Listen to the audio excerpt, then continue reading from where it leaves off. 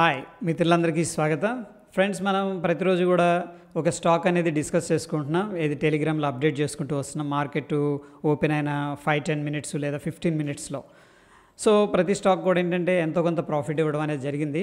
ఇక్కడ ఈ రోజున బయోకాన్ ఇచ్చాం సక్సెస్ఫుల్గా. నిన్న యాక్సిస్ బ్యాంకు, సన్ ఫార్మా, డిక్సన్ టెక్నాలజీస్ ప్రతిది కూడా 99.9% సక్సెస్ రేట్తో వెళ్తూ ఉన్నాం.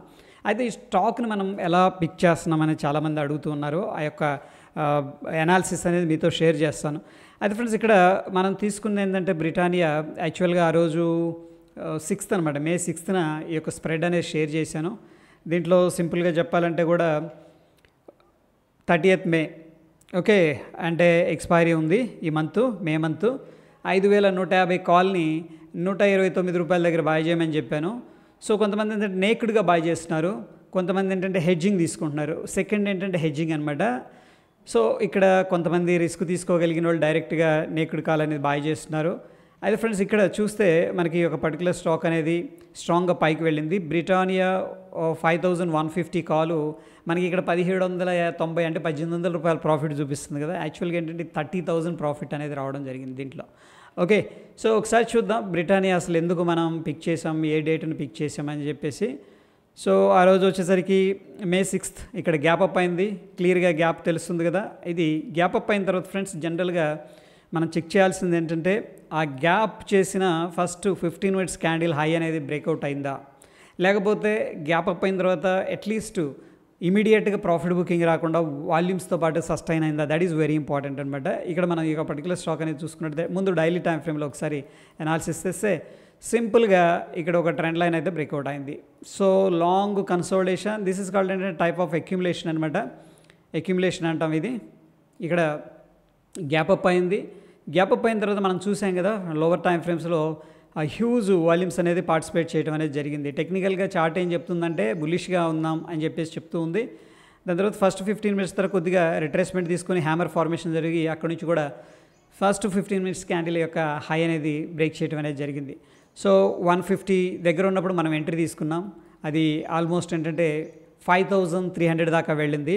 ఇక్కడ మనం లాట్ సైజ్ అనేది దీన్ని చూసుకున్నట్టయితే 200 ఉంది లాట్ సైజు.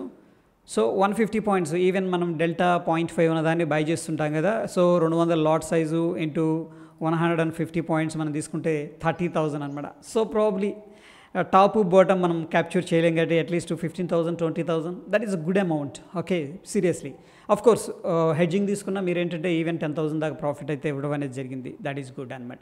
అయితే ఫ్రెండ్స్, ఇక్కడ బ్రేక్అవుట్ అయిన తర్వాత టెక్నికల్గా మనం ఇండికేటర్స్ ఇంతకుముందు డిస్కస్ చేసుకున్న విధంగా ఇండికేటర్స్ కూడా మనకి ఏంటంటే హెల్ప్ చేస్తాయి.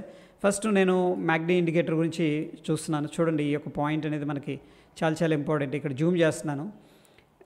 May 6th ఆల్రెడీ ఇంతకుముందు చెప్పుకున్నాం కదా. ఇక్కడ క్రాస్ ఓవర్ జరిగింది, అంటే ముందు రోజే పాజిటివ్ క్రాస్ ఓవర్ జరిగింది. ఇది 15 మినిట్స్ టైం ఫ్రేమ్లో అండ్ పాజిటివ్ హిస్టోగ్రామ్ ఫార్మేషన్ జరిగింది.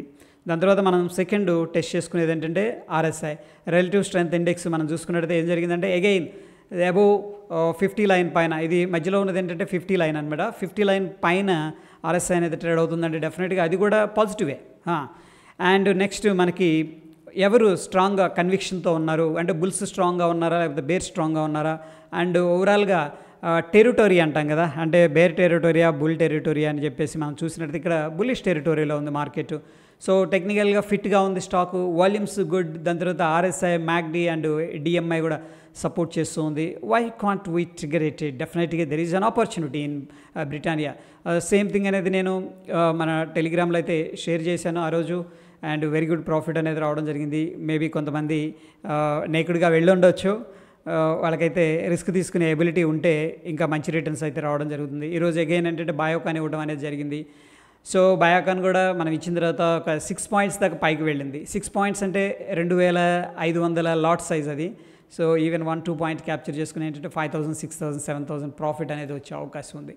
సో ఇది టెక్నికల్ అనాలిసిస్ గురించి స్టాక్ పిక్ చేసుకునే పద్ధతి షేర్ చేశాను. హోప్ వీడియో హెల్ప్ అయిందని చెప్పేసి అనుకుంటున్నాను. ఫ్రెండ్స్, మన యొక్క ఎఫర్ట్స్ మీకు హెల్ప్ అవుతున్నాయి అంటే డెఫినెట్గా లైక్ చేయండి. మరొక ఎపిసోడ్లో మళ్ళీ కలుసుకుందాం. Stay tune. ధన్యవాదాలు.